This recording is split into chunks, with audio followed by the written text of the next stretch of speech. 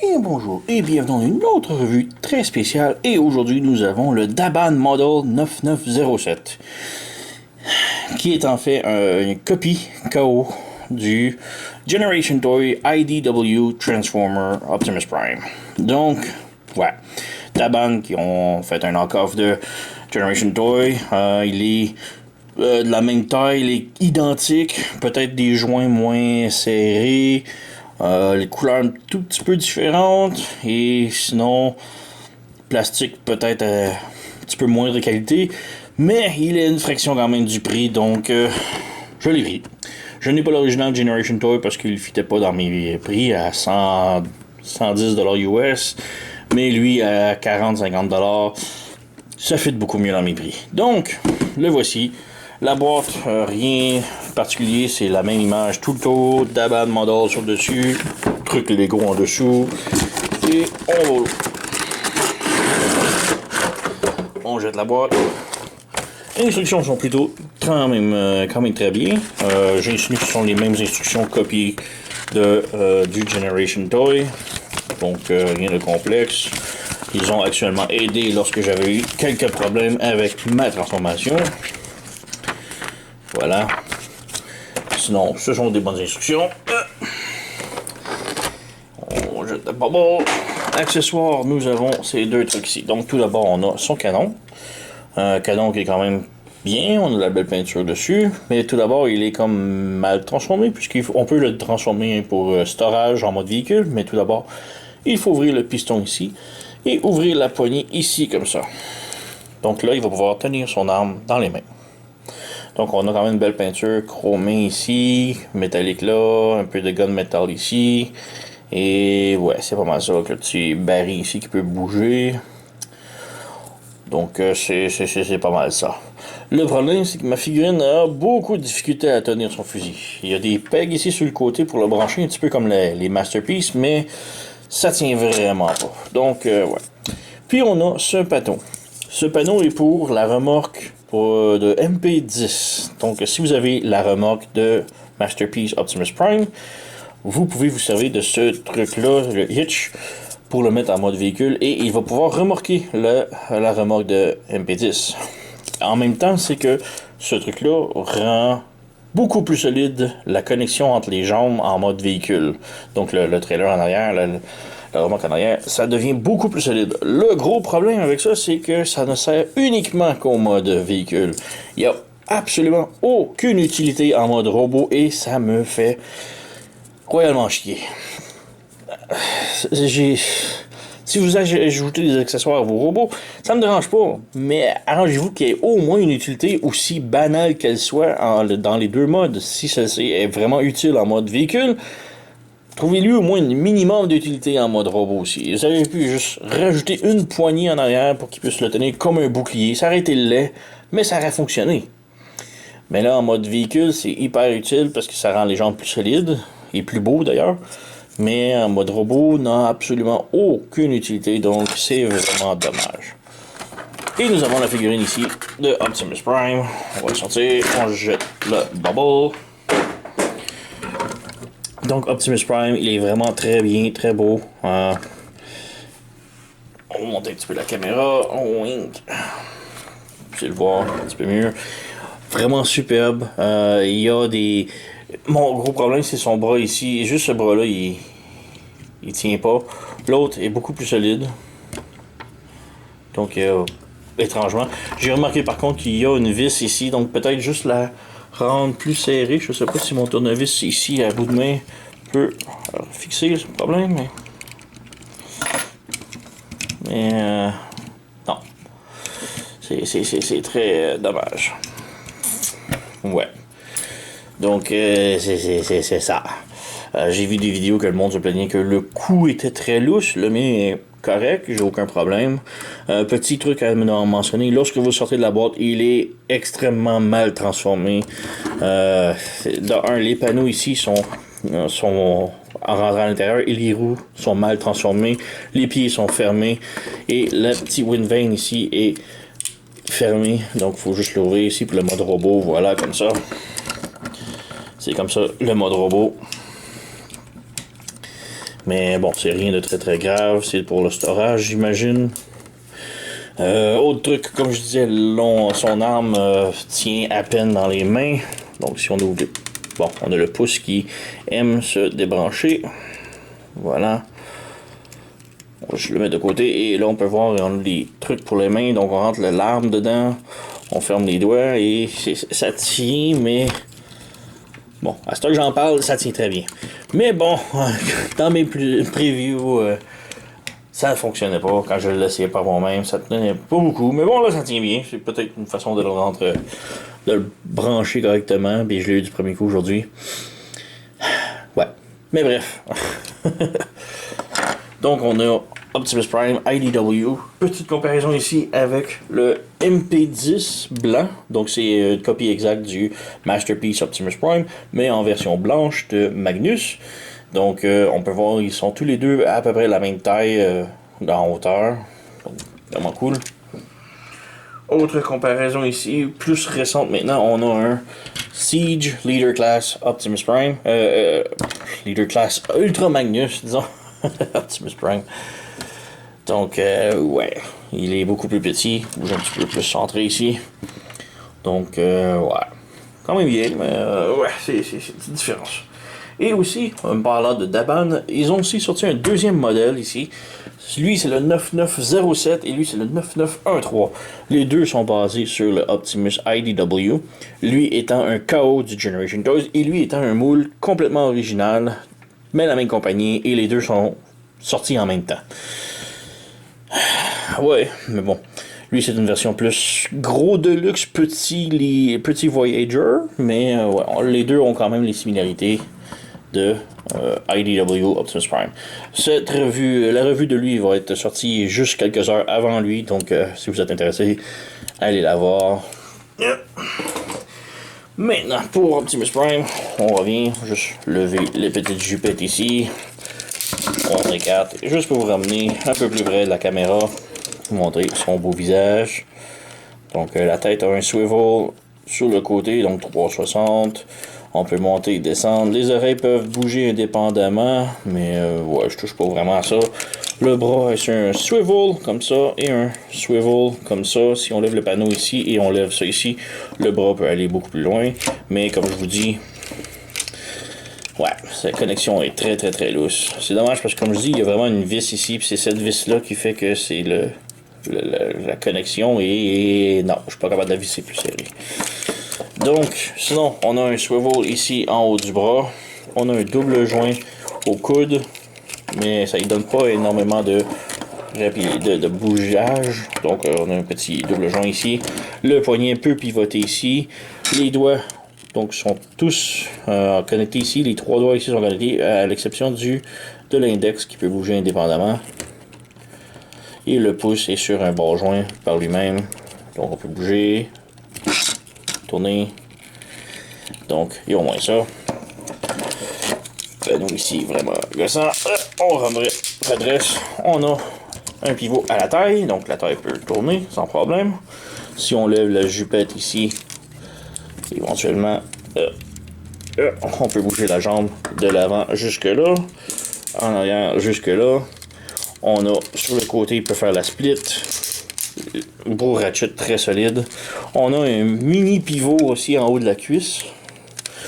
On a le genou qui est en double joint, donc peut plier énormément.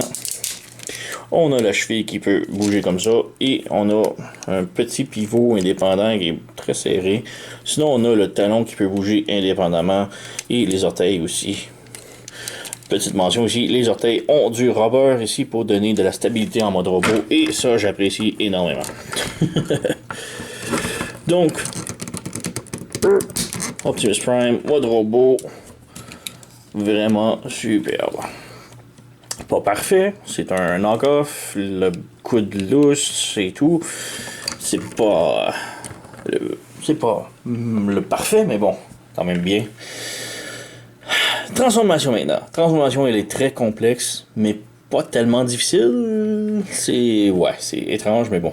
On peut commencer un petit peu par les jambes. Donc on vient ici entre les jambes, on vient ouvrir le panneau ici et on le ramène vers le haut.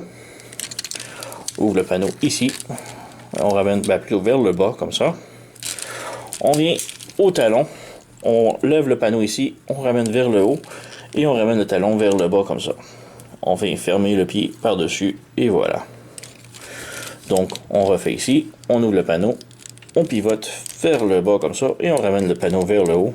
Et on ferme les orteils, comme ça. On peut venir brancher les jambes ensemble. Voilà. On prend ce panneau ici et on le glisse sur le pied, comme ça. Panneau sur le pied. On vient ouvrir la fourche ici. Elle est très serrée. Voilà. Et on la ramène vers le trou ici, juste bouché. Ça tient pas, c'est juste là, that's it. On vient prendre la petite jupette, on la ramène vers le haut. Et on laisse ça, comme ça pour l'instant. En arrière, on débranche son pare-choc fessier ici.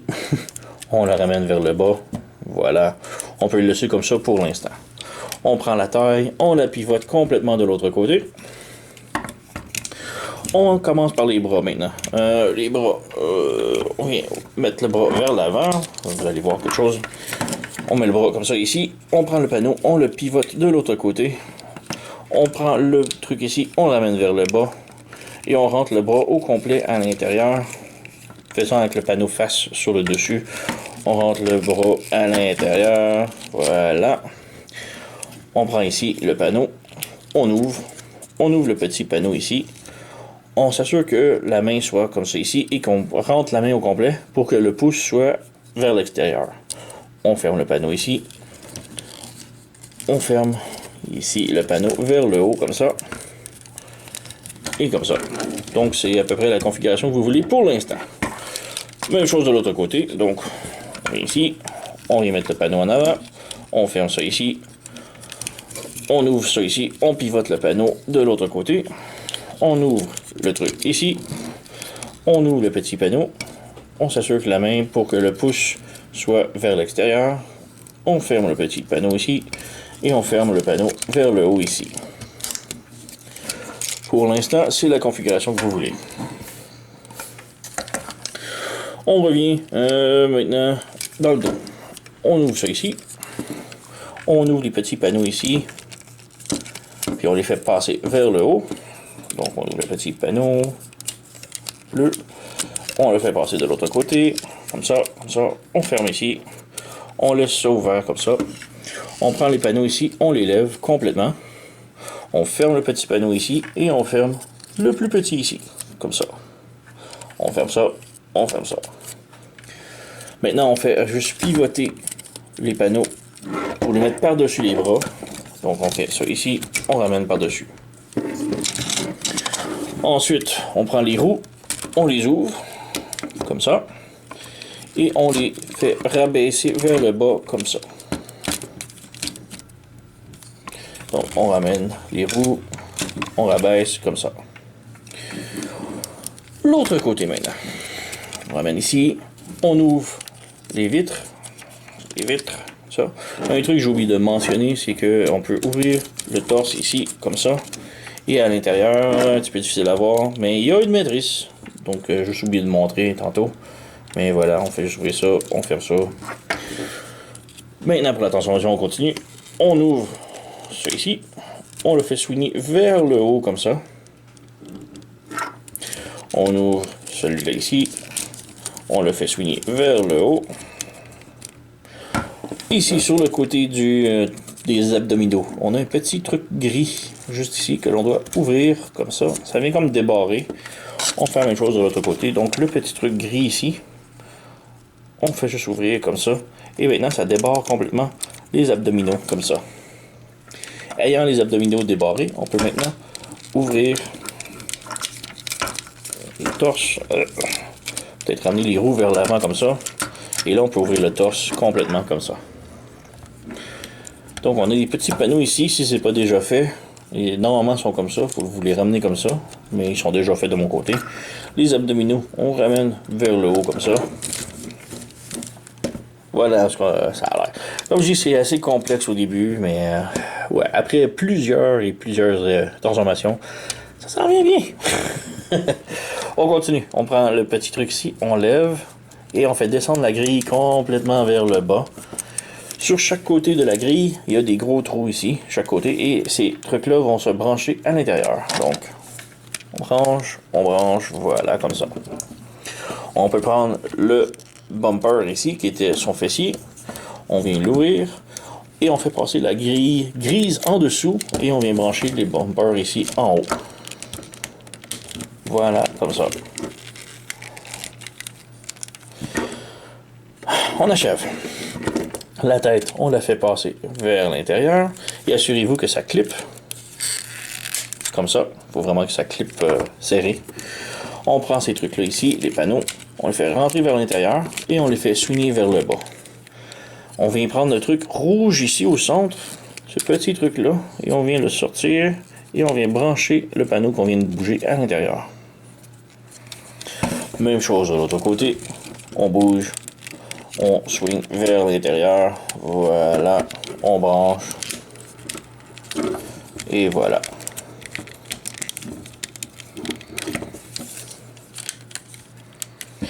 Comme ça. On bouge la tête. On peut fermer maintenant les vitres. Voilà. Tout est maintenant presque terminé. On s'assure que les petites jupettes ici sont debout. Ici. On ramène le truc ici en haut. Ça va se défaire facilement, souvent, donc perdez pas trop de patience avec. Maintenant, les bras. Faut que ça soit... Les bras ici, c'est difficile à voir, mais bon. La connexion ici, faut la faire descendre vers le bas, comme ça. Et on swing le bras à l'intérieur, comme ça. Et on fait tourner le truc ici, comme ça. On laisse le panneau ouvert pour l'instant, mais c'est la configuration que l'on veut. On ramène ici. On ramène le bras, je dis, vers le bas. Comme ça ici. On ferme le bras ici. On fait descendre la connexion. Et on ramène le bras à l'intérieur, comme cela. On laisse ça ouvert. On laisse ça fermé sur le dessus. Donc ça a l'air comme ça, avec des ailes. Ensuite, on prend les panneaux ici, gris, on les lève, comme ça, et on fait glisser le panneau bleu sous les bras, comme ça. Même chose de l'autre côté. Voilà, comme ça, on ferme le tout. Ça sent bien, ça sent bien. On vient fermer le panneau ici, s'assure que tout est bien rentré. On ferme le panneau ici. Comme ça, sur le côté. Oh oui, attends, oublie un truc. Le panneau ici, sur le côté des roues. On vient ouvrir et le rentrer ici. Il y a un tout petit peg juste ici qu'il faut brancher. Comme ça. Ensuite, on peut venir fermer pour nous ici et ici sur le truc rouge. Donc, on ferme, voilà. Même chose de l'autre côté. Donc, on ferme le panneau ici. On rentre le petit truc bleu dans la connexion ici. Voilà. On ferme le panneau ici. Comme ça. Et là, on a deux pegs juste ici et ici. Plus un autre peg juste ici que l'on va fermer le panneau par-dessus et venir chercher les trois pegs. Voilà, comme ça. On a un côté de fait. De l'autre côté, même chose. Un peg, deux pegs, trois pegs. On ferme. On branche. Ici. Donc, on a le camion plus ou moins fait. On ferme. Juste avant de fermer la petite, le petit coupe-vent, on peut prendre l'arme ici. On vient fermer la poignée. Cela. On ferme le truc ici. On prend le baril, on le fait pivoter 180 degrés et on ferme ça ici, comme ça. Maintenant, on a deux pegs, un ici et un ici. Et avec de cette configuration-là, pour que le Gatling soit vers l'arrière, on peut venir brancher entre les deux bras ici. On a un peg justement là qu'on voit et l'autre de l'autre côté. Donc, on peut venir glisser l'arme ici.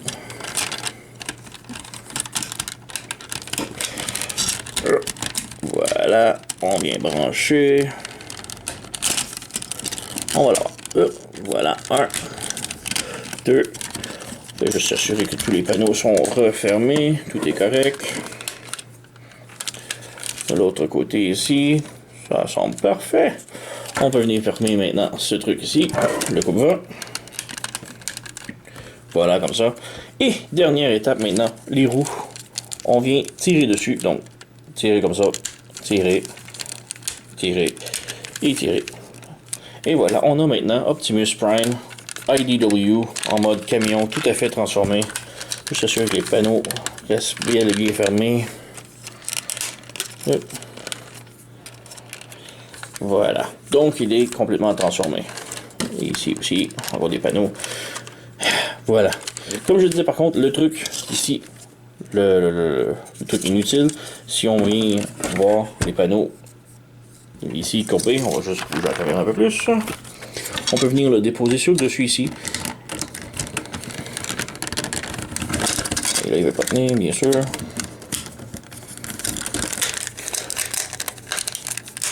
Voilà. On va ressortir les roues parce que je les ai toutes fermées. Mais là, maintenant, le camion est beaucoup plus beau, en arrière surtout. Et il est en plus beaucoup plus solide puisque le panneau soutient tout.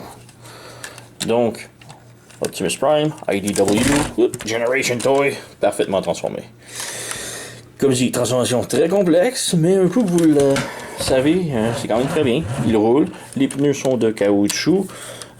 Sinon, on a des petits blemishes de peinture ici, mais ça c'est un third party. Alors, on peut voir qu'ils ont quand même botché la peinture des deux côtés. C'est pas si mal. C'est pour le prix, comparé le prix original, vraiment superbe. On a les miroirs ici. Si vous ne les avez pas fait, on peut les ouvrir. Soit ouvert déjà de chaque côté. Donc, ouais. Sinon, il n'y a pas grand chose d'autre à dire sur le mode véhicule. Un truc qui m'agace beaucoup sont les panneaux ici.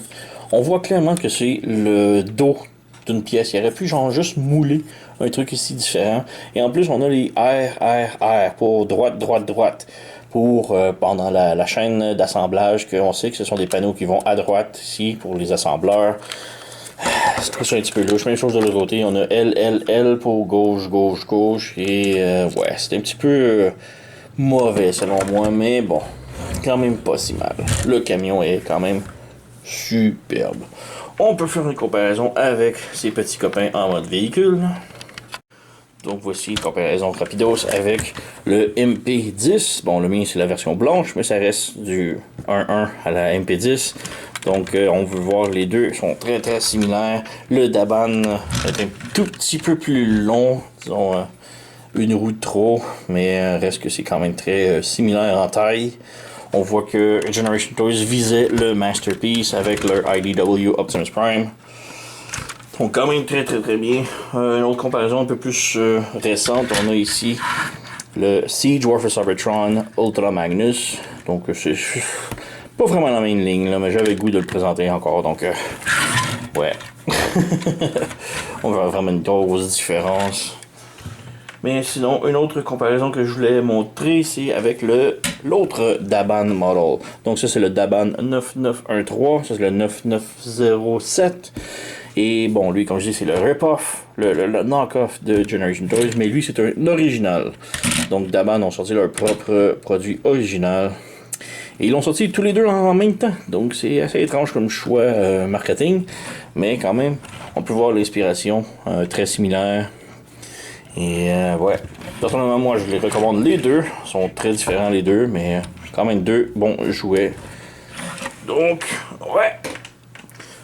Alors, c'était le Daban Model 9907. Et personnellement je le recommande pour le prix. C'est vraiment un très bon produit, même si la qualité est un petit peu moindre. Et quelques joints lousses, mais tout le reste c'est quand même très très très bien. Alors, Daban 9907, hautement recommandé, pas très cher pour le prix qu'on paye, pas parfait, mais pour le prix, comme je dis, ça m'a coûté environ 40-50$ US, donc comparé l'original qui est plus que le double, moi je dis que ça vaut vraiment la peine. Alors, allez procurez-vous-les, Daban Model 9907, IDW Optimus Prime. Et sur ce, je vous dis l'usuel. Donc merci d'avoir écouté, abonnez-vous, likez, envoyez-moi de l'argent, peu importe. Et je vous dis à la prochaine.